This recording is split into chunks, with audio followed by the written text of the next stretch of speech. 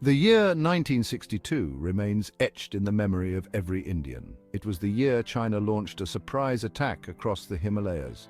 The war was short, lasting just a month, but its consequences were profound. China decisively defeated India, capturing approximately 38,000 square kilometers of land in Aksai Chin. This region, claimed by India as part of Ladakh, was and continues to be controlled by China. The war ended with a unilateral ceasefire declared by China, but that border dispute remained unresolved. The 1962 war left a deep scar on India's psyche. It exposed India's military weaknesses and led to a significant increase in defense spending. More importantly, it sowed the seeds of mistrust and suspicion between the two Asian giants. Even today, the 1962 war is seen as a betrayal of trust, a constant reminder of the fragility of peace along the border. Adding to the complexity of the border dispute was the 1963 Sino-Pakistan Agreement. This agreement, signed between China and Pakistan, saw Pakistan cede 5,181 square kilometers of land in the Shaksgam Valley to China. The area, part of the larger Kashmir region claimed by India, further fueled tensions. India vehemently protested the agreement, asserting its claim over the entire Kashmir region, including the Shaksgam Valley. The agreement, however, solidified the strategic alliance between China and Pakistan, further complicating India's geopolitical challenges. This treaty is often cited by those who believe China has taken advantage of the disputed border to expand its territory. The India-China border dispute is not just about the past. It continues to simmer in the present day with accusations and counter-accusations about incursions and land grabs. In 2014, a report by India's National Security Advisory Board, or NSAB, alleged that China had occupied an additional 640 square kilometers of land in three areas: Depsang, Chumar, and Pangong TSO. These allegations were vehemently denied by China, but they added fuel to the fire. The NSAB report, though contested, contributed to a growing perception in India that China was engaged in a creeping invasion, nibbling away at Indian territory through incremental advancements.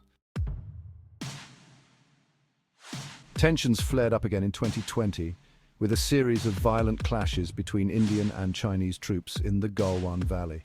These clashes, the deadliest in decades, brought the two countries perilously close to war. The Galwan Valley incident sparked a wave of anti-China sentiment in India, with calls for boycotting Chinese goods and reducing economic dependence on China. The 2020 to 2021 period also saw heated debates in the Indian parliament, with opposition parties accusing the government of being soft on China and failing to protect Indian territory.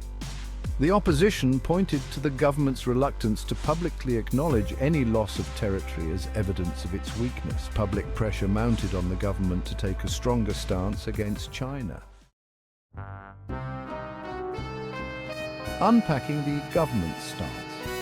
The Indian government, while acknowledging the seriousness of the border situation, has consistently maintained that there has been no loss of territory since the 1962 war.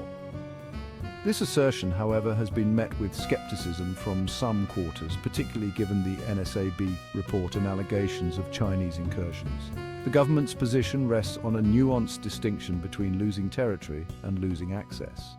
While acknowledging that China may have gained control of some patrolling points along the line of actual control, the government insists that this does not amount to a loss of sovereign territory. The LAC itself is a poorly demarcated line, leading to differing interpretations of where the border lies. The India-China border dispute is further complicated by China's rapid infrastructure development in the region. China has built roads, railways, and air bases close to the LAC, giving it a significant logistical advantage in any future conflict. India, while also stepping up its own infrastructure development, remains concerned about China's activities. China's infrastructure build-up has led to accusations of salami slicing, a strategy of slowly but surely changing the facts on the ground to its advantage. The crux of the matter is this: while China has undeniably increased its military presence and infrastructure in the border region, it's debatable whether this amounts to capturing new territory. Officially, the amount of land under Chinese control remains unchanged since 1963. The real story is the growing strategic imbalance and the potential for this simmering dispute to escalate into a full-blown conflict.